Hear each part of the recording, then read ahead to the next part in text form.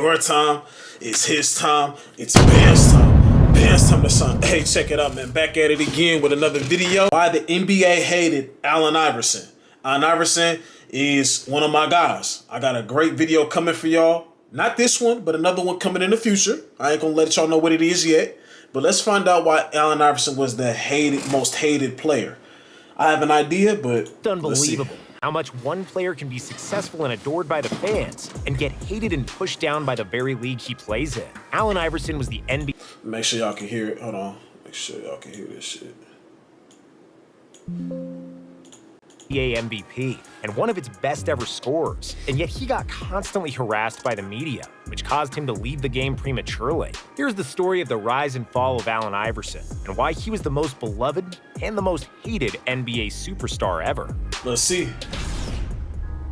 A style that the NBA despised. When Iverson came to the NBA, he already had a bad rep. At the age of 17, he was wrongly accused of injuring a woman in a bowling alley fight, even though nobody with common sense could realize that a five-star athlete wouldn't hit a random woman with a chair.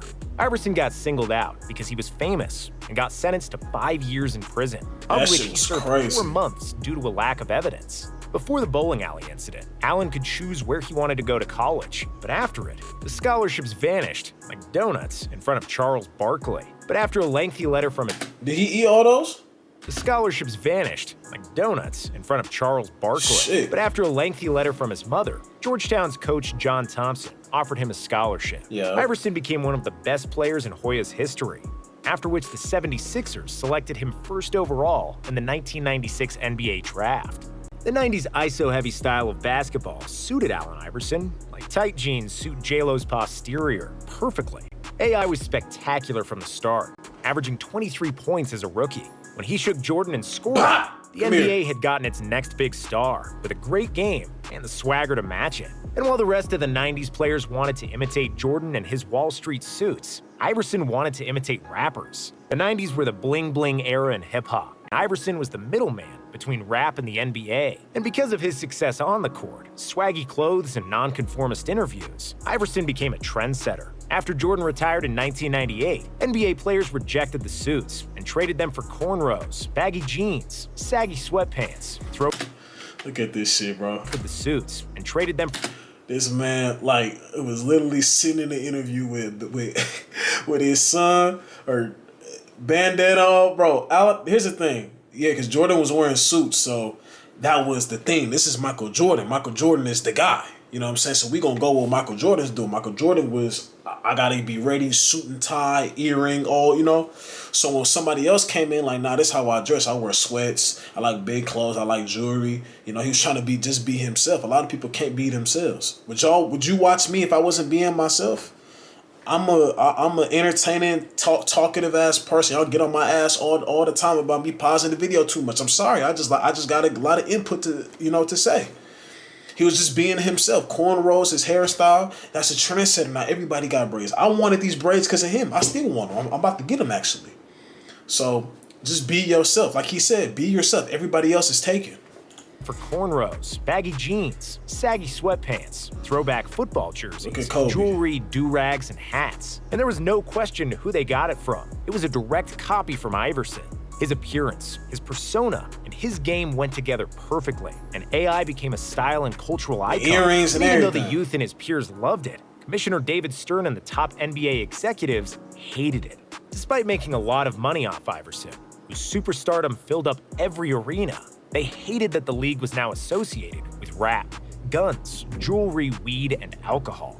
Stern threatening to ban him from the NBA. He did that? Because of the way he looked, talked, I knew that there was and because he hung out with guys with criminal records, and because he was in jail himself. Allen Iverson became the most interesting and polarizing NBA player who constantly filled the newspaper pages. When Iverson recorded a gangster rap album in 2000 under the nickname Jules, releasing the lead single 40 Bars, it received enormous backlash, even though other NBA players have done the same thing in the past. Sure, it wasn't a particularly great song, and it was filled with profanity and homophobia. Bro, I never even, I knew he had an influence on that hip-hop shit, but I never really knew he released it. I ain't gonna, I'm 24, I didn't know that shit. I knew Kobe and Shaq, obviously, that was talked about a lot.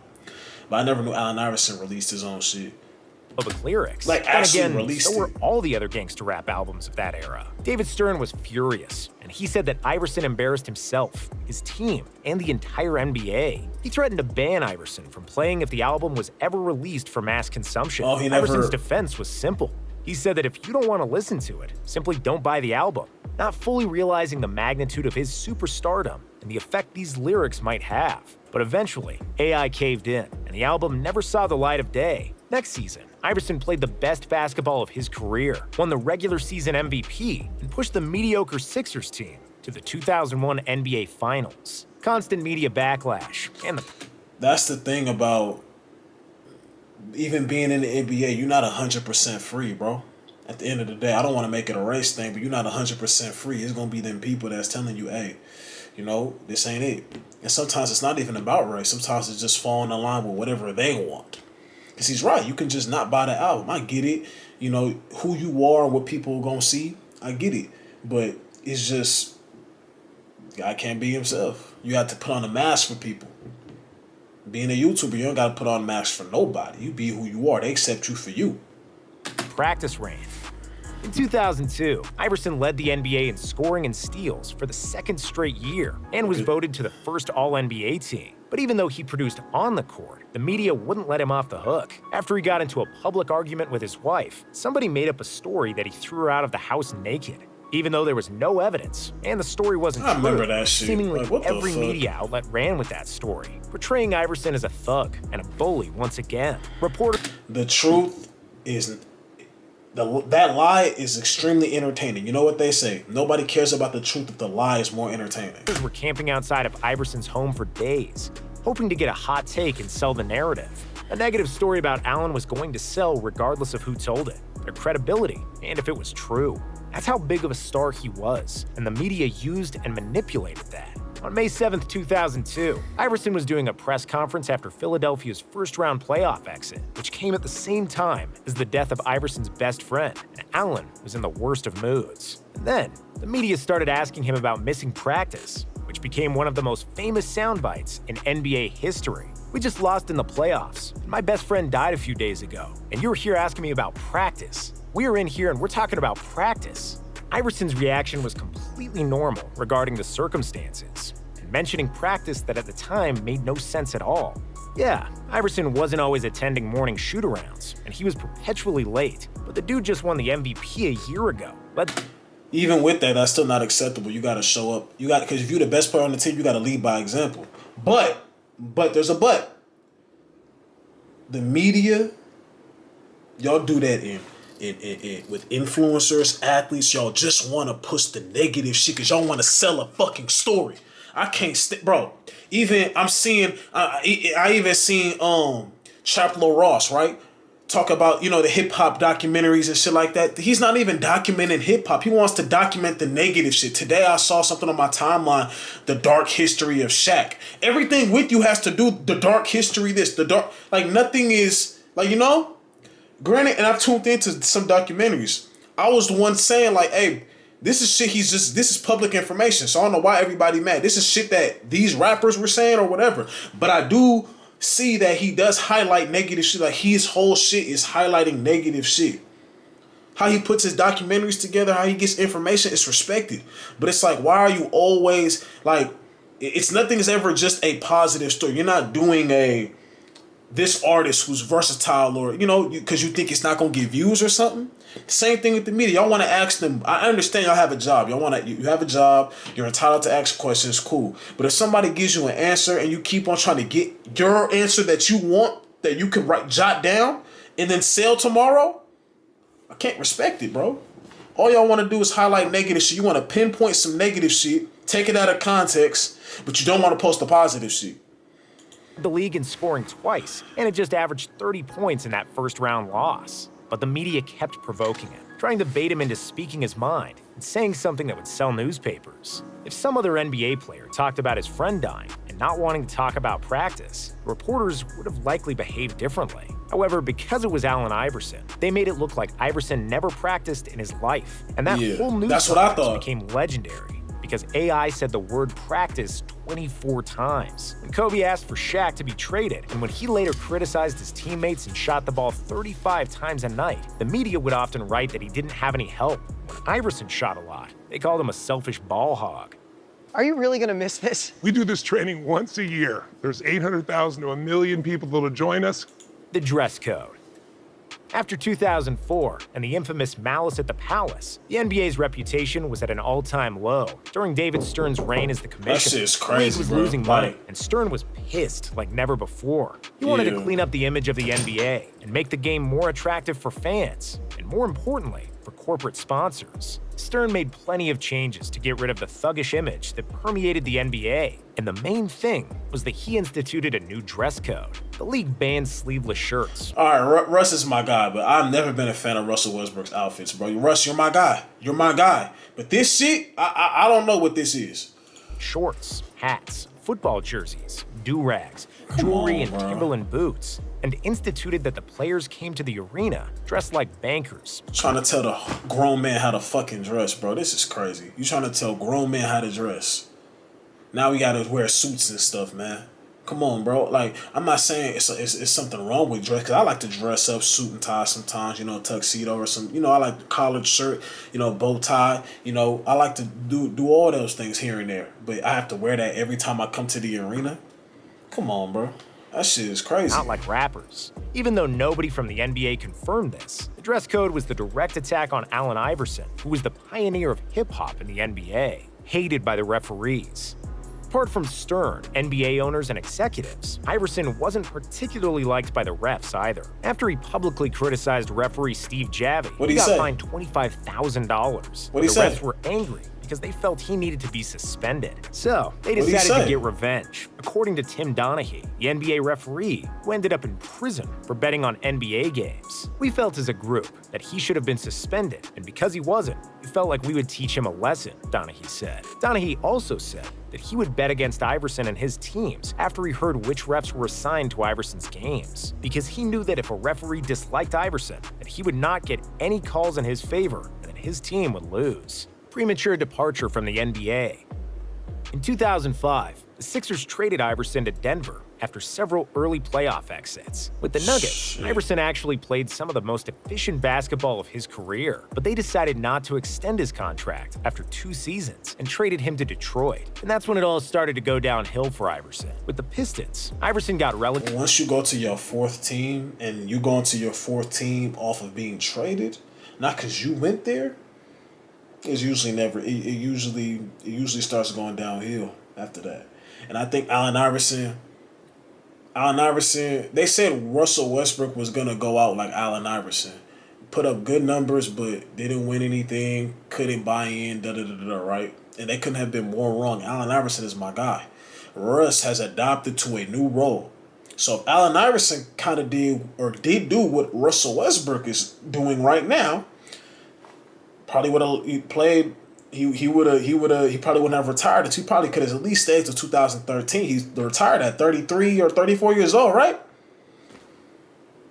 Because the infamous, I don't know, no 4-time scoring champion come off the bench. I don't know, Olympian come off the bench. I don't know this, I don't know that to come off. He was so keen on not coming off the bench. Like, how am I coming off the bench? I'm Allen Iverson. I went to the NBA Finals. I led the league in scoring how many times? I'm Rookie of the Year. I had the most 40-point games as a rookie. Why would I come off the bench? It was that ego. Because now I think if you ask him, you could tell it's certain shit he would have did differently because he's more, he's older now, So if he had took that route, he probably would have played at least until 2013.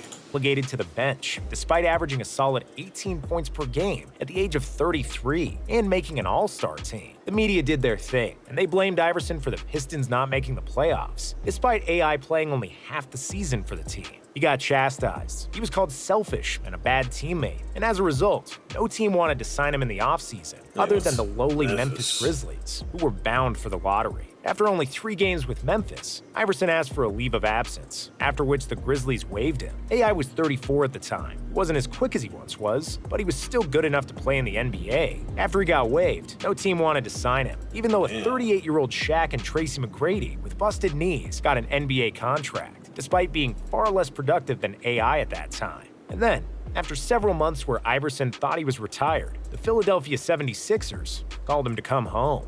Iverson returned to Philly, where he was greeted like a king, and he played solid, with 14 points on average. However, on March 2, 2010, Iverson asked to be removed from the team due to the serious illness of his daughter and wanting to spend time with his family in tough times.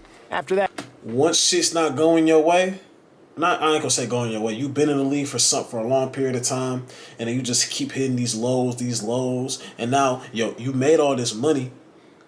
I heard stories. They said he went bankrupt. I don't know what the fuck is true. Clearly he didn't, but now when your daughter gets sick or you're something with your family, and you like, I'm not even enjoying basketball how I once did anyway. I've just been hanging in there. Fuck it. Like, you just done with this shit. I'm finna just go home to my kids.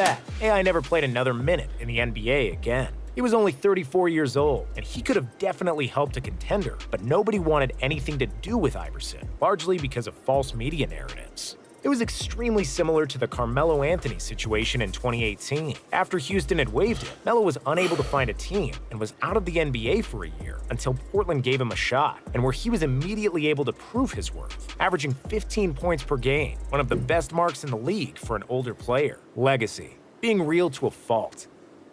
Iverson was frustrated with the NBA, and he didn't want to say stuff just because some PR guy told him to. In 2009, he was asked about the NBA Cares program, and without hesitation, he simply said that it's fake and that he prefers to help others when the cameras aren't around. Due to his realness and nonconformity, his fans adored him even more for saying things like that, and the NBA's top executive. When you give a homeless person stuff, food, whatever, you don't record that shit, bro. You don't do nothing where you're helping people out and record it. Yes, you were doing something positive, but bro, do these people want to be on camera? You're giving a homeless man something to eat and you put it on camera. Do you really think, like, bro, do you think this man wants to be on fucking camera? You recording him, you recording yourself giving him $100. That don't even make sense. Hated him even more. Iverson was extremely polarizing, and there was no in-between. People who loved him, they thought he was a 6-foot David who dominated the game of Goliaths, unapologetically driving to the basket time and time again, no matter how many times big guys have hit him and laid his skinny ass down. Those who hated him called him a ball hog, who played selfish and inefficient basketball and didn't care or respect his coach and his team. Bro, AI braids was so fucking clean, bro. I was a little kid. I get braids until I was 23 years old, bro. This style, whatever this shit is, what is this, fishnets or whatever? Bro, this shit was clean. I don't even mean to sound how I sound, but I'm gonna do it anyway, bro. Ball hog. This shit, clean, bro. I'm not even trying to be that guy, but I don't even believe in that on the court drip shit. Nobody game outfit was better than his, bro. Look at this shit. These was clean. I wanted these so bad to hoop in the NBA socks, the thing on the finger, the arm sleeve. It's just the braids, bro. It was just clean. Who played selfish and inefficient basketball and didn't care or respect his coach and his teammates. In a way, both groups were right. Due to his insane speed and impeccable handles, Iverson could embarrass opponents like very few other people. Look how tall he is. Every game, he produced something for the highlight reel, even though he was 160 pounds soaking wet. But this was the guy who never lifted weights, wasn't getting up before noon. If the team scheduled a morning shoot-around, Iverson was usually not there. He was operating on Allen time. And if this didn't suit you, well, that's your problem. If you had to shoot a commercial, the director wasn't in charge of the working hours. Iverson was. If he wanted to leave off the set, Allen would just do it, and he didn't really give a damn about anybody else. However, that all fades away when you know that Iverson played the 2001 season with 24 different injuries, and ultimately led the NBA in scoring. That's what saves him, because it's like, he wasn't sitting out. All these superstars today, you know, that load management shit kind of started in 2019 with Paul George and Kawhi and them. Like, all that like, this nigga had 24 different injuries played, like, as bullshit as he was with leaving practice early or not showing up on time at times. I don't think he did that as many times as they make it sound like when I first heard about this, I thought he never practiced. They make it sound like he just never practiced, but he always was available. Played through injuries. He attacked bro. He goes to the basket more than Paul George. Allen Iverson at 5'10", 5'11", 6 foot goes to the basket more than a 6'10" Paul George. 6'9" Paul George. I'm dead ass. Bro. Like, he played through 24 injuries. There wasn't no load management shit. These guys not playing. He played through everything. You gotta respect it. And won the MVP award. Do you think that the Rolling Stones came to meetings on time and were darlings to deal with? No. Hell no. They are still arguably the most popular band in history. No, just like with the Stones, came on time. You have to let some things slide with Iverson. Because everyone knew when they got on that stage, you could always count on them giving 110%. If you just looked at the box score, you would not be impressed due to the amount of shots Iverson took. But if you watched him play, you'd be amazed every time. And that's something no statistic can describe. And if you compare his unapologetic, no BS comments with the PR-polished news conferences of today, you realize that Iverson is a relic of the past and understand why he is still more popular than half of the current NBA players. Good video, man. Shout out AAllen Iverson, man. That's my second/third favorite player. He goes LeBron, Russ, then AI. Russ is ahead of AI because I saw Russ more, obviously. Anyways, if y'all like this video, y'all know what to do. Rest in peace to Kari, X, my grandma, both our grandmas, and I'm gone, man. Bam time.